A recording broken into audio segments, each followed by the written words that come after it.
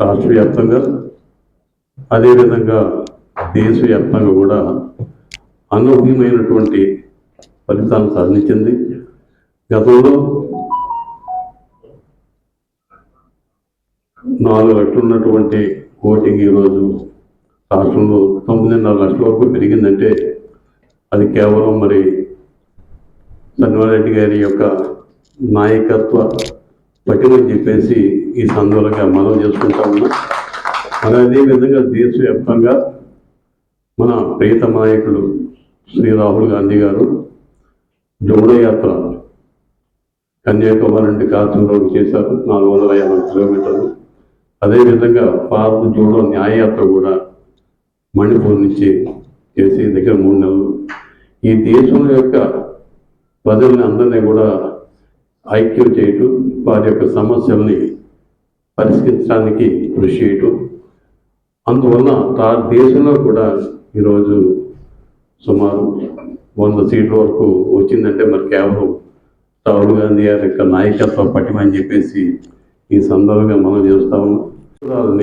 Congress party నాయకురాలని ప్రజలంతా అనుకుంటున్నారు.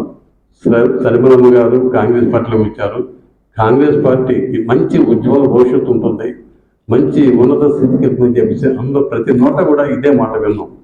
అటువంటి నాయకురాలని మా కాంగ్రెస్ పార్టీలో ఉన్నటువంటి ఒక బాధ్యత గల నాయకులు ఇద్దరు, రాకేష్ రెడ్డి గారు అదేవిధంగా శంకర్ పద్మశ్రీ గారు, వీళ్ళిద్దరూ కూడా కార్యనిర్వాహక అధ్యక్షుడు.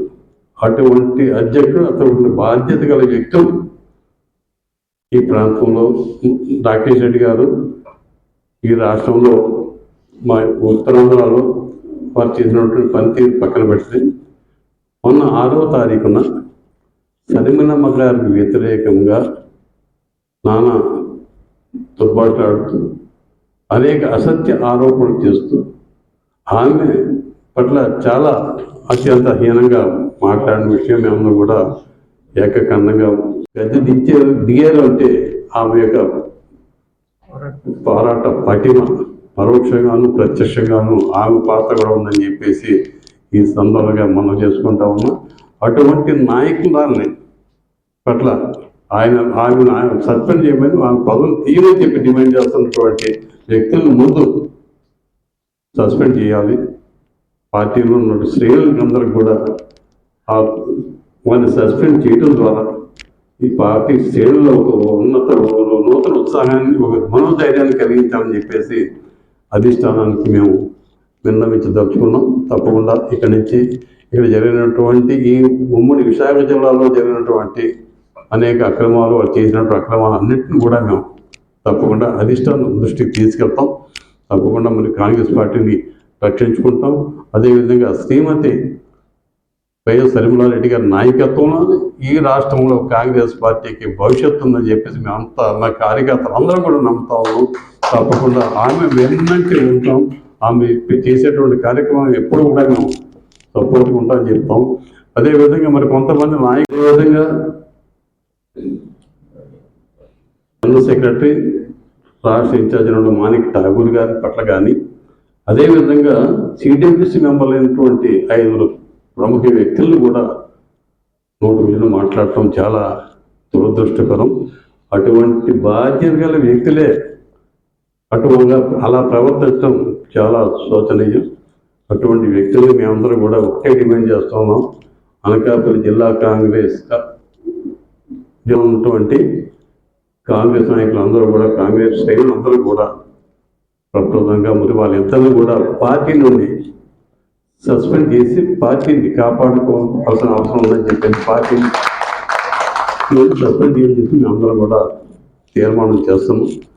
ఏకగ్రీవంగా మేమందరూ కూడా వారిద్దరిని కూడా పార్టీ నుండి బహిష్కరించాలని, తద్వారా కాంగ్రెస్ పార్టీని బ్రతికించాలని చెప్పేసి మేమందరూ కూడా మేము కోరుకుంటా ఉన్నాం. మన ప్రియతమ నాయకురాలు శ్రీమతి సరిమలారెడ్డి గారు ప్రదేశ్ కాంగ్రెస్ కమిటీ వర్గాలు చేపట్టిన మరుక్షణం నుంచి కూడా ఏమాత్రం విశ్రాంతి తీసుకోకుండా నిరంతరం పర్యటన చేస్తూ ఈ కాంగ్రెస్ పార్టీ అభివృద్ధి కోసం సాయి శక్తులా కృషి చేసినటువంటి నాయకురాలు. ఆమె నాయకత్వంలోనే ఈరోజు ఈ రాష్ట్రంలో సుమారు 10 లక్షల వరకు ఓట్ బ్యాంక్ వచ్చిందంటే ఆమె యొక్క గొప్పతనం అని చెప్పేసి, ఆమె యొక్క నాయకత్వ గొప్పతనం అని చెప్పేసి ఈ సందర్భంగా మనం చేస్తా ఉన్నా. పక్కకు వచ్చి మొత్తం కార్యకర్తలు మమేకమై కార్యకర్తలకు సాధక బాధకాలు ఉంది, తప్పకుండా కాంగ్రెస్ పార్టీ అండి భవిష్యత్తులో ముందే తీసుకెళ్తానని చెప్పి పూర్తి విశ్వాసంతో నమ్ముతాను అని చెప్పేసి మీ అందరికి కూడా సభ్యులుగా మనం చేస్తూ, మరి ఈ విషయాన్ని మేము ఇక్కడ చేయటం వలన రాష్ట్రంలో ఉన్నటువంటి కాంగ్రెస్ శ్రేణులు అందరూ కూడా చాలా ఉత్సాహపడతారు. తప్పకుండా మనం కూడా శ్రీమతి శర్మిల గారికి మనం కూడా మద్దతు ఉండాలని చెప్పేసి వారు కూడా ముందుకు వస్తారని చెప్పేసి ఈ పత్రిక ద్వారా మీరు ఈ సందేశాన్ని పైకి చెప్పాలని చెప్పేసి కోరుకుంటూ నాకు అవకాశం